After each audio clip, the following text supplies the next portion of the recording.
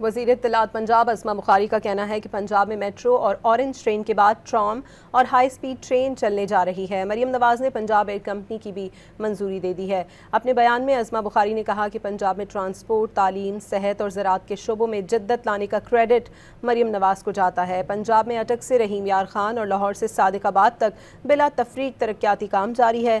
سیلاب متاثرین میں 100 ارب روپے کے پیکج کی تقسیم کا سلسلہ بھی روزانہ کی بنیاد پر جاری ہے۔ وزیر اطلاعات پنجاب اسما بخاری کا کہنا ہے کہ پنجاب میں میٹرو اور اورنج ٹرین کے بعد ٹرام اور ہائی سپیڈ ٹرین چلنے جا رہی ہے۔ مریم نواز نے پنجاب ایئر کمپنی کی بھی منظوری دے دی ہے۔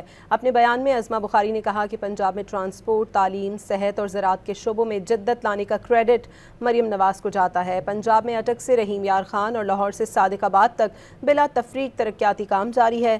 سیلاب متاثرین میں 100 ارب روپے کے پیکج کی تقسیم کا سلسلہ بھی روزانہ کی بنیاد پر جاری ہے۔